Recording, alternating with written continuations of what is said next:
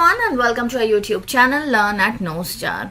Thank you all who participated in the quiz that we posted on our community tab relating to the order of execution of a SQL query. So these were the various options for the answers and we received different number of votes for the different options. The most votes came for the first option, which has the same order as the order in which the query is written, and then the second number of votes came for the option which is the correct option, which is the order of execution of a SQL query starts from, then goes to where, select, group by, order by, and so on.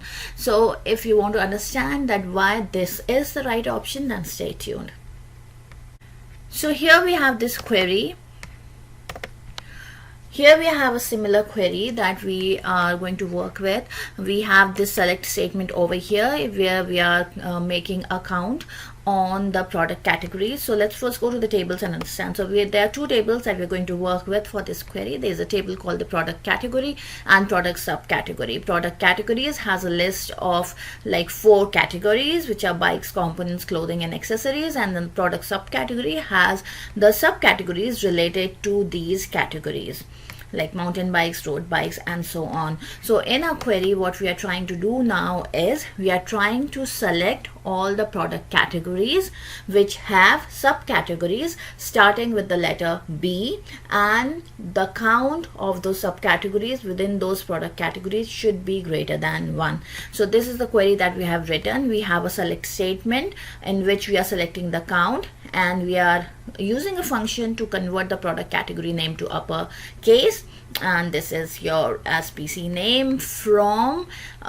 your two tables. So there are two tables, name product subcategory and name product category. We have performed a join on them on these keys, which is the product category key.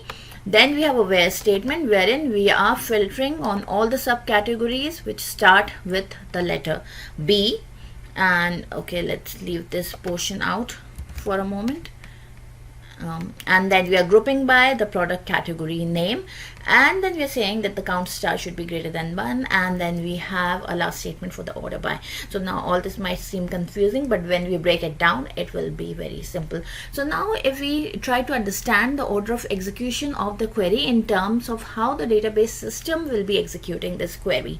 So the very first part that the database executes is the from part, the from over here, where you have mentioned the table names. This is to determine the working set of data on which then the different operations will be performed. So first, to know that how many product categories have subcategories starting with the letter B and the count within the category is greater than 2, we have to know what are the categories and subcategories. So that is step 1. So essentially, the very first step would be simply to go to the from part, look at the tables, perform any joins that need to be performed, and then determine the working set. So if we just execute this part, okay, this is the part that will be executed. Okay, so once you execute this part, you will be getting this result. This is your working set of data, which has all the data for your product subcategory and categories. So there is no filter being applied here, no specific columns being selected, nothing else being done, just your raw working set of data. Now the next step to limit this data set is to apply the where clause. So we have a condition that the subcategory name should start with B. So now the database system is going to apply the where clause. So the next step, first the order of execution from and joins. Second step is executing the where clause. So if you execute just this much part of the query, now we have written a select start. This does not mean that the database is executing the select parts. It is not, but for displaying the output when you write the query, we need to write the select part. That is why we have written it. But in the backend, the database is just calculating the from, the working set of the data from the from clause, and then applying filters on that data using the where clause. So essentially, after determining this working set, which we got over here, it's applying the where clause. Now when it applies the where clause, the data gets limited. Now it is going to work with this set of data. Now the select will be performed. So you have said that you want to select only the product category name. So now it will go and look at what columns need to be selected, what exact aggregate functions need to be applied, and it will apply those functions. So the next step it is going to do is now apply any aggregate functions, any groupings that need to be done. Because we have the filtered set of data, now we are in a position to apply the groupings. So the group by comes over here. Okay, so now it has performed a group by. So on the filtered data, now the group by has been performed. Once the group by has been performed, any having clause only works on aggregated data, so which is essentially a filter on the aggregated data. Now the filter that we want to apply on this aggregated data is that the count star should be greater than 1. So essentially the clothing product category name should be dropped over here. So that is the next step that will be performed. And now you have your resultant data set. Now we know that we have the filtered aggregated data output. Now we just need to format that data. So the last part is now executing the order by clause.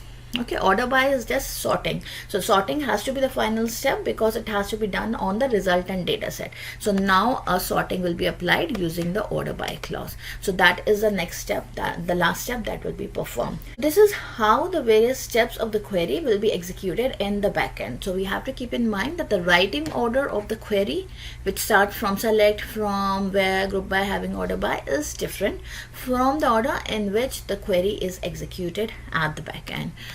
Now another example for this case would be something like this. Let's say we have applied a function in our query which is the upper function over here.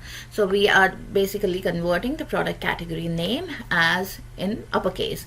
And now if we have given an alias to this converted function as PC name, and now if we want to use, let's say in a where clause, we want to add one filter and PC name equal to, let's say, bikes.